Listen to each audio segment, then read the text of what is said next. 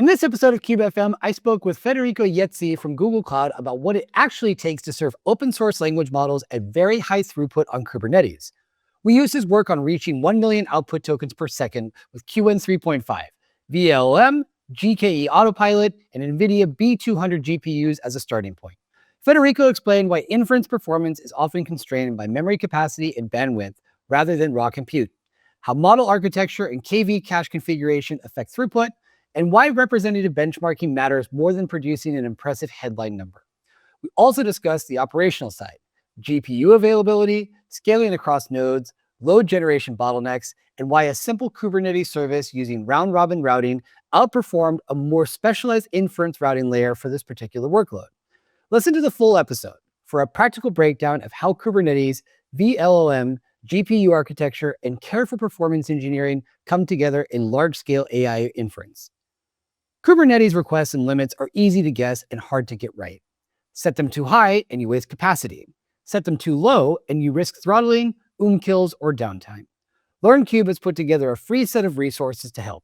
A book, interactive calculators, and a cheat sheet for getting CPU and memory values right. You'll learn how to identify over-allocated containers and decide what is worth changing safely. Download them at learncube.com/Kubernetes-rightsizing. Now, let's get into the episode with Federico. You're tuned in to KubeFM. Welcome to KubeFM. What 3 emerging Kubernetes tools are you keeping an eye on? Hey Bart. Okay, so it's quite interesting actually. So personally speaking, I feel like the problem of distributed serving is not entirely solved, and I'm very much into LLMD or NVIDIA Dynamo, for instance. And of course, I mean, not strictly Kubernetes related, but vLLM, it's like the thing that I kind of nearly check almost daily. So vLLM, I'm sure we'll talk about it later. It's inference engine or inference server. It's where actually our models are running. Also, super important for really large serving platforms. Leader worker set. It's a custom CRD of Cube. It's been around since at least year and a half. But it's still fun and super easy to set up, and integrates natively with the Ray frameworks. Still, again, for another important one is actually QAU, or don't really know how to spell it, but it's a Kubernetes tool. Actually, this is so funny. So Cube was born out of like ephemeral pods and like ephemeral resources, of course, besides like traditional PVCs. And it's incredible that now there are so many interesting projects that are actually trying to that are recognizing the extreme value of Cube, but adding missing components, like for instance mapping more static HPC-like resources in terms of placements, in terms of scheduling, in terms of allocation, in an environment that was originally not built with that thing in mind. And QAU, it's trying to solve that. And also another super recent technology that was GA'd, I think, in Cube 135 is the in-pod pod resize. Basically increasing CPU and memory on the fly on the same node. And again, as somebody who is in the industry since quite a few years, like OpenStack, for if in case somebody remembers it, that has been a constant struggle that I think it was never ever solved, and yeah, finally Cube has it. Last but not least, this is something that Google has recently announced. It's called pod snapshotting, leveraging also the GPU memory allocation, and leveraging the Cube checkpoint utilities. Basically, it's a way to take a snapshot of the pod and effectively allows for a super fast resume of those pods. This is super important when you have very large when the time that it takes for an inference engine to spin up, it's it's usually kind of long, because when an inference engine starts, you have the kernel compiles, you need to load the model weights into memory, and so it takes a fair bit of time. And this tool, especially with the CUDA checkpoint integration, it's aiming at streamlining massively this process and shortening the time that it takes, basically. So it's less time wasted. But yeah, hope that's great for you. It is. And Federico, for people who don't know you, can you tell us a little bit more about what you do and where you work? Yes. So also from the T-shirt, probably people might be guessing, the folks watching us. So I'm a customer engineer at Google Cloud. I've been at Google since about 5 years at this point. Customer engineer, kind of a fancy name, but it's kind of a technical pre-sales role, very technical. I mean, being Google, I'm based in Italy, and I look after most of the digital native market in Italy. And customer engineers at Google sit at like this pivotal role between the more pre-sales aspects, I don't know, POC, requirement gathering,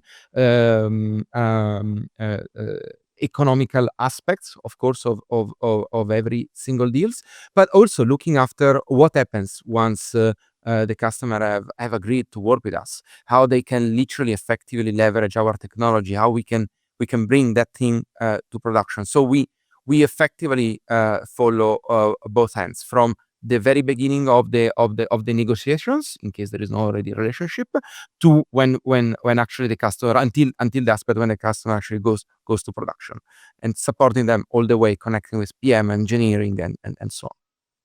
So it's Good. please, sorry. And yeah, no, it sounds like you're quite busy. And in terms of your background, how did you first get into cloud native? Tell me about that. Oh, yeah. How did I get into cloud native? This is a kind of a funny story. So, actually, my background is in telecommunication. I did network function virtualization, or NFV, for a number of years, which was very much data center and kind of cloud native, but not really, to some extent. And at the time, I was living in the Netherlands, in Amsterdam, and I started actually more and more. I think it was around 2018. Yeah, around 2018. I started more and more seeing my teammates back then working with this thing called Kubernetes, which at the time, yeah, I heard about it, but I mean, I never had any practical experience. And it was at the time where actually the entire telecommunication industry was working on the new telco standard, the 5G, although was not official, was not standardized, as we used to say. 5G became like completely containerized and completely Kubernetes driven. And yeah, so kind of it started in a weird way from an industry that is traditionally lives of not of very much of a cloud native thingy, and because of the 5G standard, gain an influx, I would say, of really beautiful innovation, and that kind of changed me. But my background before then was, again, not as much cloud native as it, of course, is today. So that was quite of a journey. It's no secret that the Kubernetes and cloud native ecosystem, it moves very quickly. How do you stay up to date with all the changes? What are the best resources for you to know about what's going on? Okay, so my by far top rated one is Hacker News. Hacker News doesn't just cover Kubernetes, but in general, like tech news. And I'm following it through RSS feeds, and every single day I'm kind of I kind of have 1 hour every day to catch up with the news. It's usually in the morning, but in the morning I catch up, living in Europe, with what happened the day before in US most of the time. And yeah, over there are all the major tech news, and most of those are cloud native. Some of those are also Cube related, depending on, of course, on the context. But yeah, Hacker News is my go-to way. Very good. And Federico, if you could go back in time and share one career tip with your younger self, what would it be? I I'm kind of always late with the latest trend. So I was although I read a lot, although I spend time since every single day catching up with the news. Catching up with the news is different than actually playing with the latest technology. So, and I wasn't late with Docker or virtualization or containerization, but because of a business side of things, I was kind of late adopting and learning Kubernetes. So, and I remember back then actually playing with Kubernetes the hard way, the famous GitHub repo that for me at least was instrumental in learning like etcd and kube scheduler and everything else, or kind of everything else. So, tip for myself is kind of not just dedicating time reading the news, but dedicating some serious time into learning the latest technologies whenever possible, of course. All right. Now, as part of our monthly content discovery, we found an article that you wrote titled 1 million tokens per second, Qwen 3.5, 27. Oh, anyway, well, we'll get through the title in a second. On GKE B200 GPUs. That was a mouthful. So we want to take this a little bit further with a series of questions. So before we get into the million tokens per second result, let's establish the baseline. When someone serves an open source language model on Kubernetes, there is more involved than loading model files onto accelerators. What does a serving engine actually do? Give us some context. Okay, so serving engine, as I was literally before during the introduction mentioning, first of all, there is not one serving engines. There are multiple options in the industry, especially in the open source community. I tend personally to like a lot the LLM, the vLLM inference engine or serving engine, but there are others like SGLang, for instance. So the inference engine is the component that where the model weights are being loaded. Right, excuse me. More in the this is very important actually to mention. More in the consumer space, you have things like Olama, which became super famous last year, and Llama CCP from Meta. So it's a more consumer because on the enterprise side of things, usually you tend to reach to things like vLLM or SGLang or others. Anyways, so loading model weights, handling the hardware. I mean, GPUs or accelerator are there, but you need to load the model weight onto it. You need to compile the kernels or specialized mathematical operations to actually perform matrix multiplication and all the other operations that an inference engine is about to perform, like multi-token prediction and other things. Managing the cache, like or managing the KV cache, or in general, like the transformer architecture for large language models is kind of a beast, has so many moving parts or components, and all of it is running on hardware on the GPU side. I mean, besides of course exposing the API, but that is not really a thing in the transformer. And all aspects of transformer are actually offloaded onto the GPU. So you need to program it, and then of course, I mean, model weights are so large. I mean, they can be tens of gigabytes, but some open source models can even be hundreds of gigabytes, or even shy of a terabyte of worth of data. So it needs to be downloaded somewhere. Of course, I mean, there are several approaches to solve this problem, but in the most basic and fundamental way, it's just kind of a git clone or pulling the data off of Hugging Face, and that also needs to happen. So you need to retrieve this data. So yeah. Inference engine is effectively the thing you talk to, and it's gonna give you back an answer or tokens. I think many teams out there assume higher throughput mostly comes from buying faster hardware. Your article tells a much more step-by-step story. What were you actually trying to improve when you started this experiment? I feel like what I was aiming at the very beginning was, okay, let's establish kind of a baseline of performance.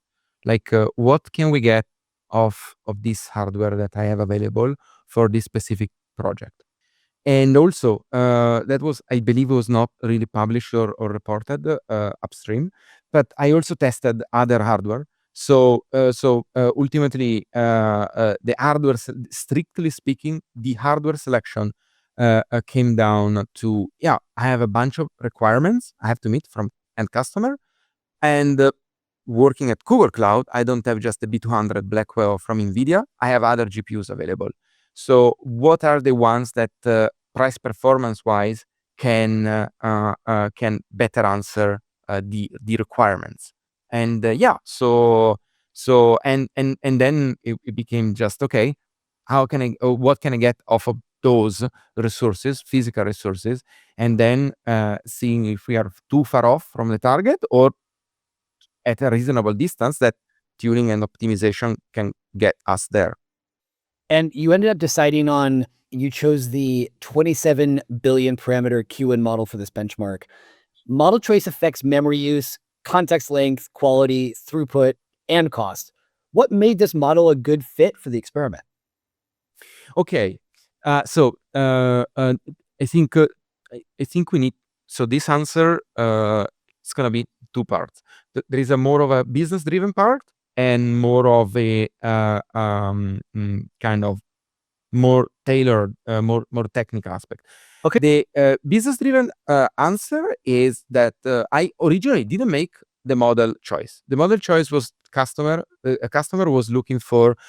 A customer actually arrived with this model, Qwen 3.5, and I believe honestly that they have made a great choice, and we will get into the second part later on. But so the initial model selection, so we have internally established of our team that Qwen 3.5 dense model 27B is actually the right choice for our needs. But going into more technical aspects, Qwen 3.5 27B dense version is actually extremely good at following instructions, and that was instrumental for the customer use case. So that is more of the technical aspect. So the choice was effectively, so this story that I wrote about needs to be plugged into a much bigger picture, where actually there is a specific use case that has been solved, not just by me, but by a team of people. I was in charge of specific aspects, but ultimately there was like a business case. And again, Qwen 3.5 is particularly good at following instructions, and the model is expected to receive lots of content as part of system prompts or part of the initial prompt. And we needed a model good enough that wouldn't randomly hallucinate or anyways not follow instructions, right? So that was the reason for choosing it. And the hardware in the article is the newer B200 generation. So instead of just thinking about accelerator count, you focused on memory capacity and memory bandwidth. What did that hardware change for inference serving? So in the inference world, there is a fundamental concept called the roofline model. Basically, and this is actually something that I also realized not too long ago.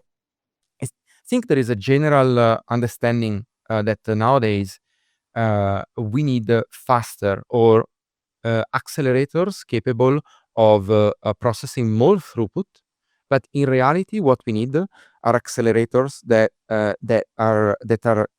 the highest possible amount of memory and memory bandwidth, for one simple reason. So the inference phase of an LLM, it's divided into two phases.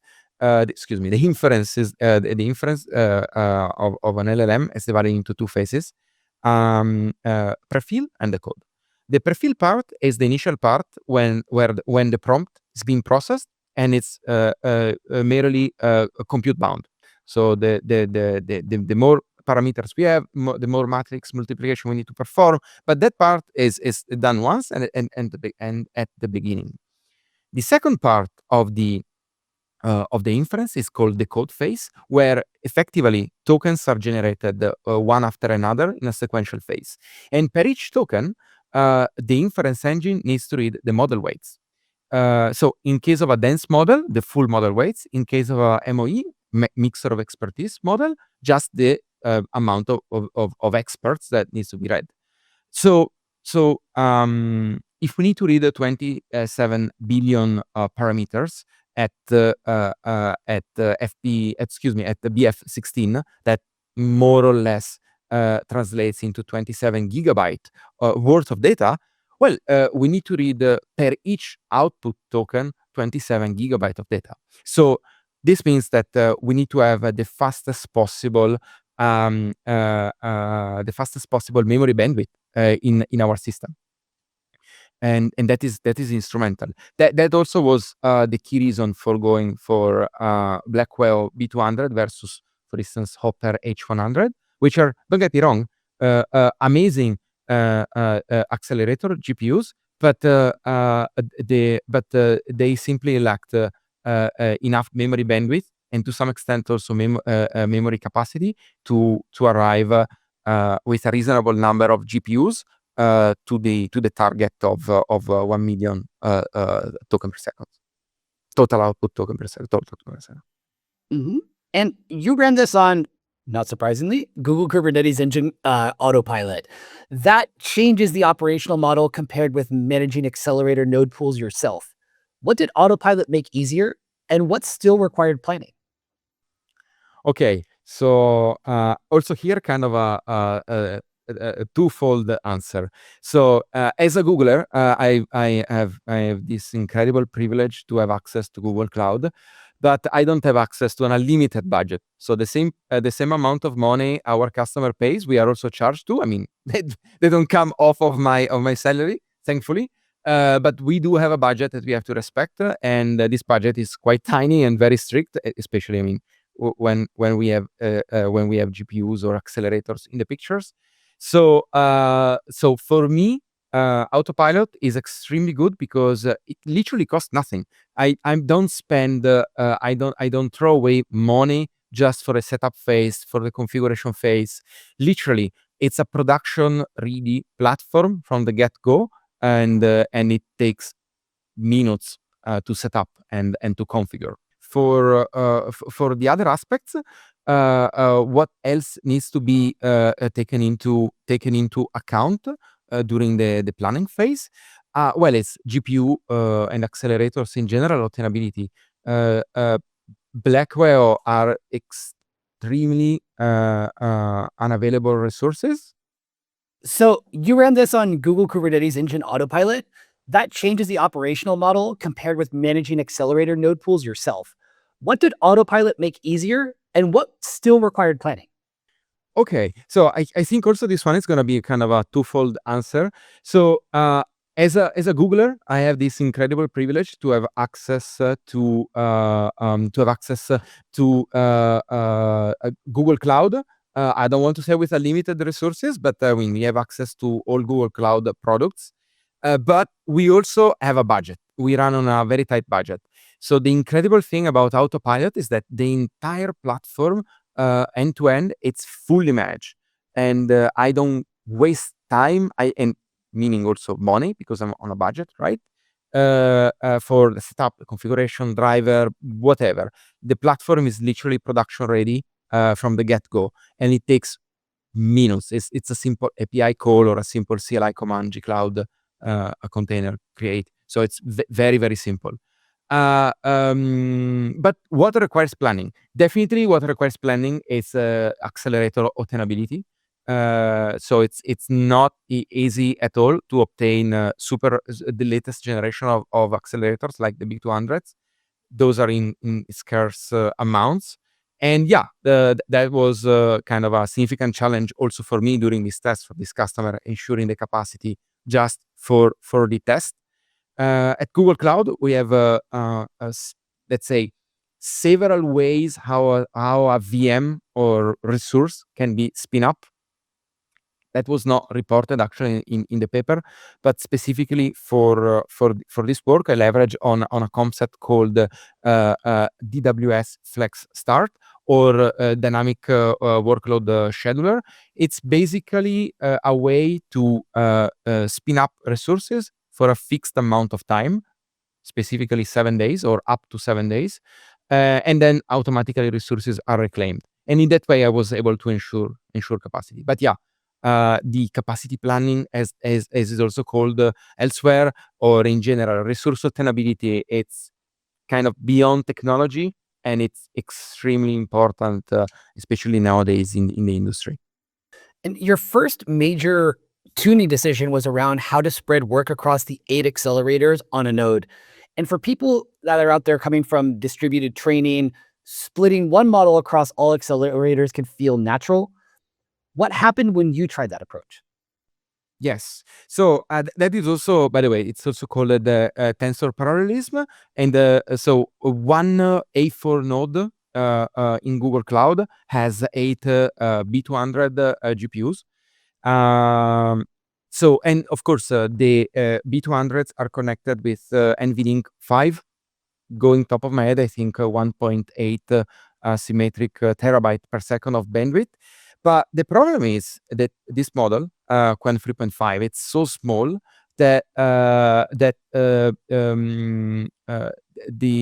inference engine was wasting so much time synchronizing the 8 accelerators, the 8 GPUs, and that resulted in kind of poor performance. I think, going on top of my head, I achieved something like 22,000 token per second, which was kind of almost nothing given the platform capabilities. And yeah, so first experience, not great, Bart, I have to say. After that, you switched to running independent copies of the model instead of splitting one copy across the node. That's a different mental model for serving. And how did that change the system's behavior? Yeah.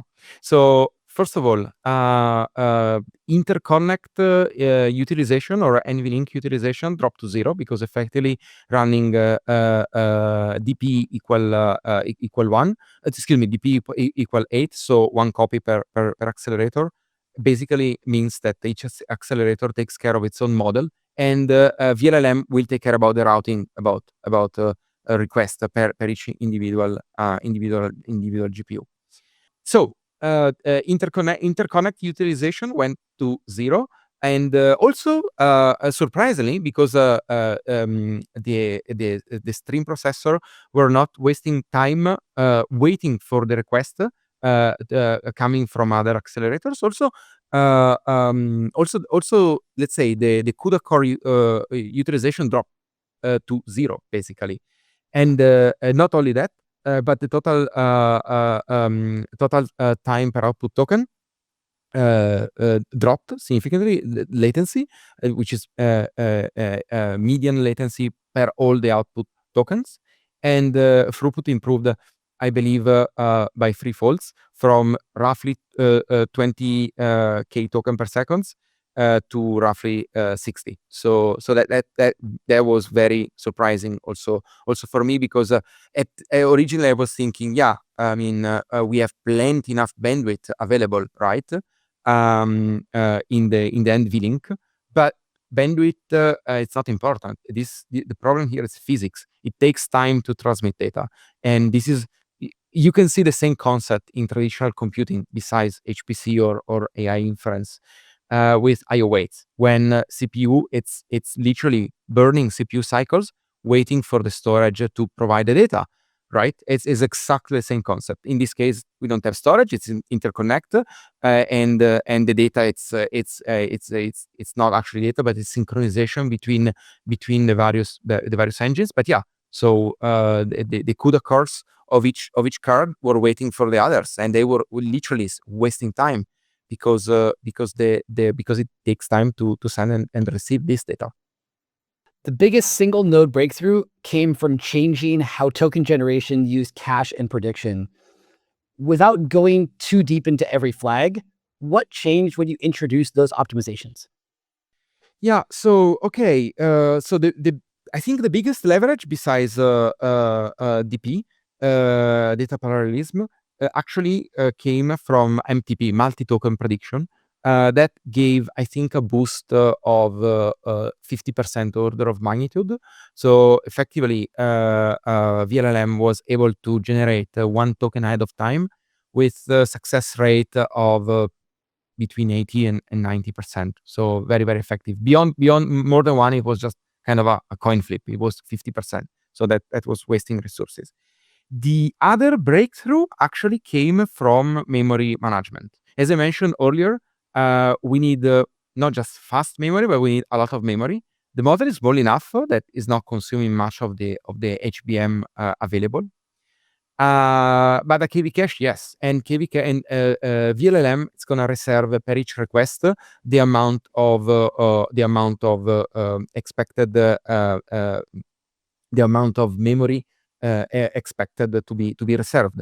And I think originally was roughly 128K tokens. And that was a significant waste in resources. So that involved actually understanding with the customer, okay, tell me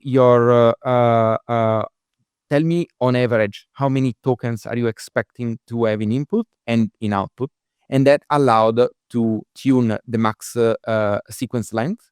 I believe to about 2K to 248, which is again, it's very, very specific for our use case. But that allowed to shrink effectively how much KV cache per request we need, and in turn that translates to have more memory available for more requests to be processed in parallel, and at the same time also quantization of the KV cache. Believe default is FP16 KV cache, and we went for FP8, which is basically lossless. Not myself, but somebody else in the team ran some evaluation benchmark. I didn't see any drop in quality. So we established, it's a perfectly reasonable way, and just with a single flag, double the amount of available memory for KV cache. Benchmarking model serving is easy to get wrong because different prompt and response lengths stress different parts of the system.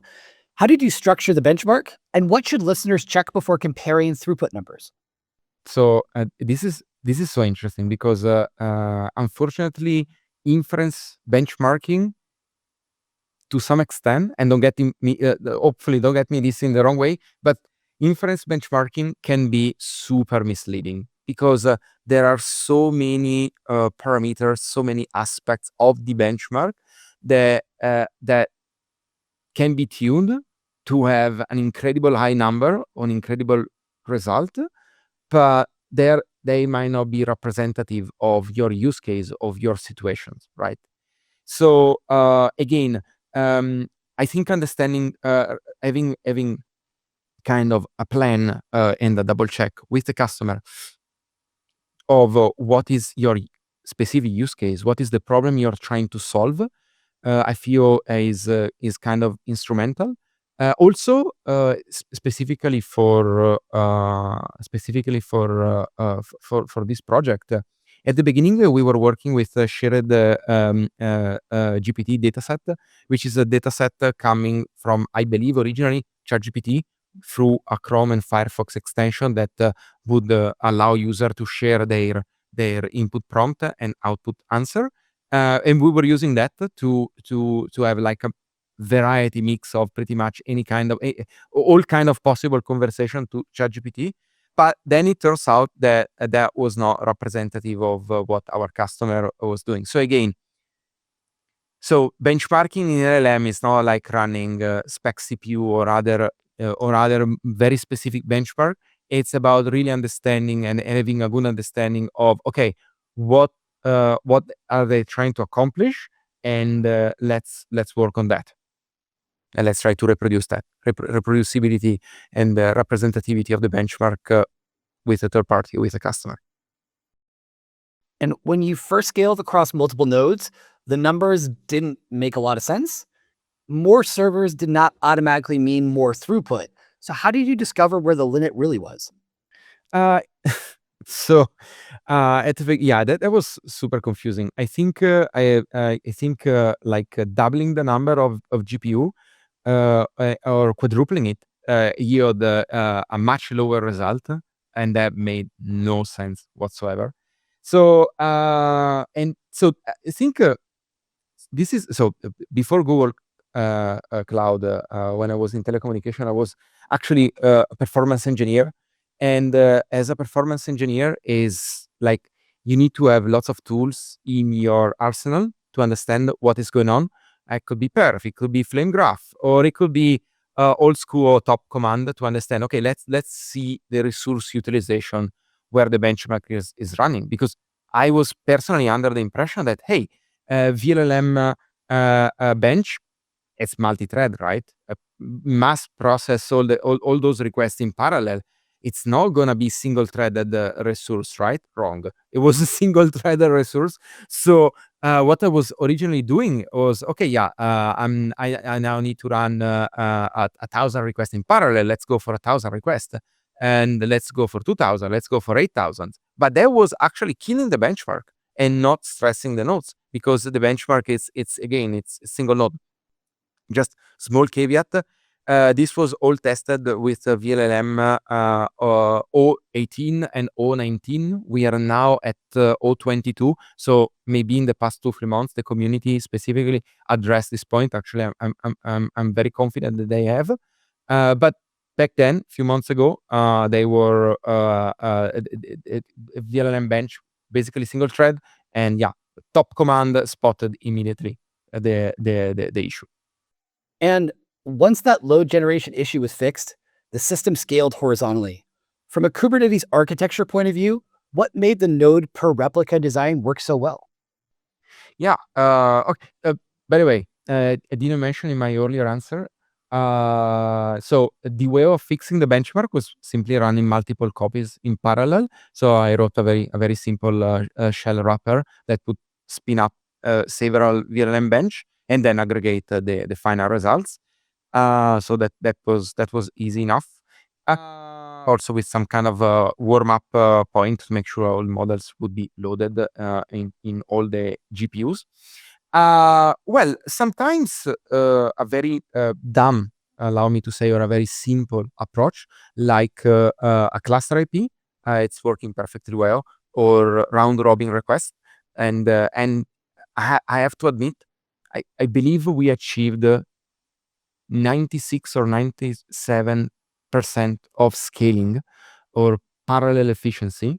So moving from 8 to 12 nodes, excuse me, moving from 1 to 12 nodes, from 8 to 96 GPUs. Again, 96 or 97 parallel efficiency with a simple round robin.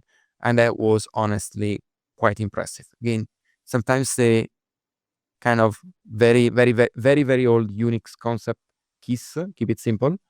There's another S for something else. But yeah, sometimes the simple approach is the winning one. And for those out there who are not familiar with the acronym KISS, it can be keep it short and sweet or keep it simple stupid. So you learn something new every day on KubeFM. Now, you compared the standard Kubernetes service approach with a specialized inference routing layer. Many people would expect the smarter routing layer to win. What did that comparison show?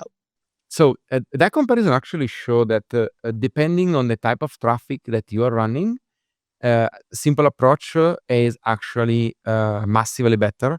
The APP endpoint picker, which is a component, a much larger component called Kubernetes Inference Gateway. It's kind of a smart load balancer. It's actually not a kind of, is a smart load balancer for the inference era, which consider a number of metrics like request queues, KV cache utilization.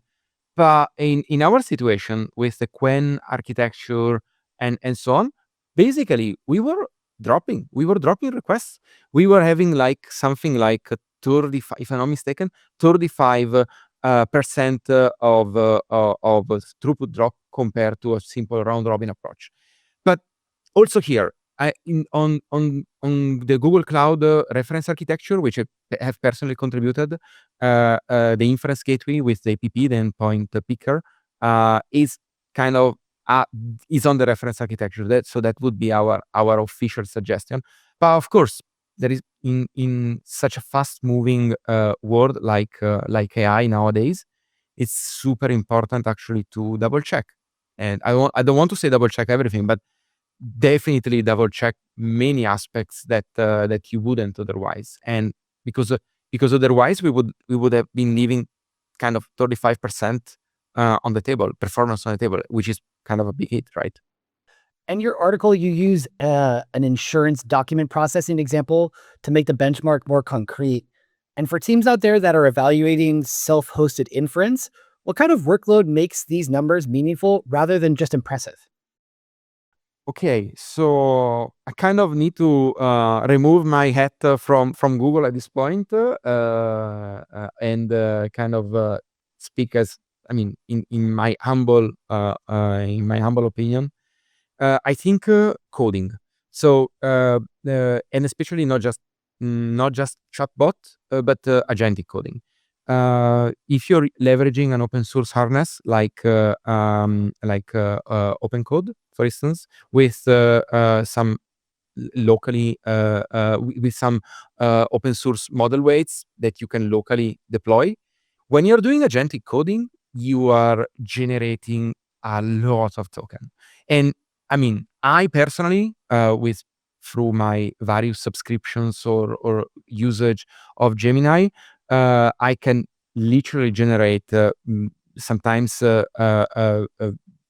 millions of tokens during the coding session or the vibe coding session, and that is me alone, and I'm not software engineer, and I'm not a software engineer full time.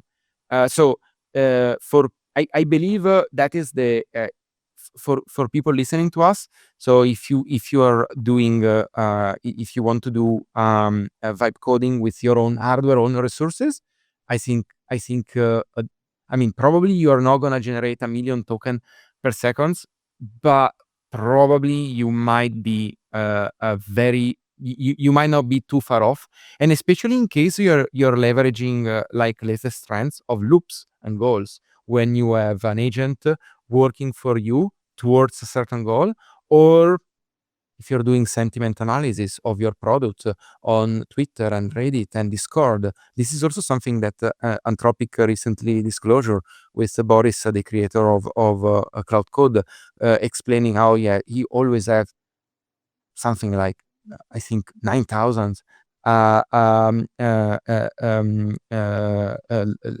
agents running in background to check all sort of things. And I mean, in that case, you really need to have a beefy hardware, and those numbers do make sense. Looking back at the full journey, this was not just one clever trick. It was a sequence of measurements and fixes across serving, memory, load generation, routing, and operations. What advice would you give? Sorry, I have to say that again because I said routing one. I have to one be consistent. Because in Spain, we say router. So that's the problem. If learning how to say words incorrectly in your own language, then you're trying to say it. Anyway, so looking back at the full journey, this was not just some, one clever trick. It was a sequence of measurements and fixes across serving, memory, load generation, routing, and operations.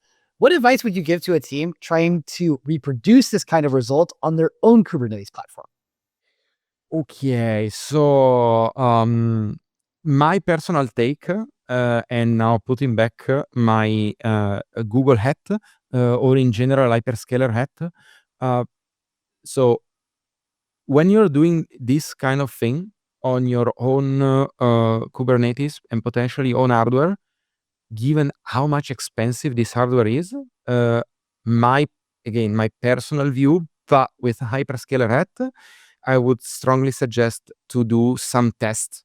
They don't need to take months. They don't need to be extremely expensive, but do some tests in public cloud or not on-prem, because you will be able to quickly reproduce your environment or the target environment without committing massive amount of monies.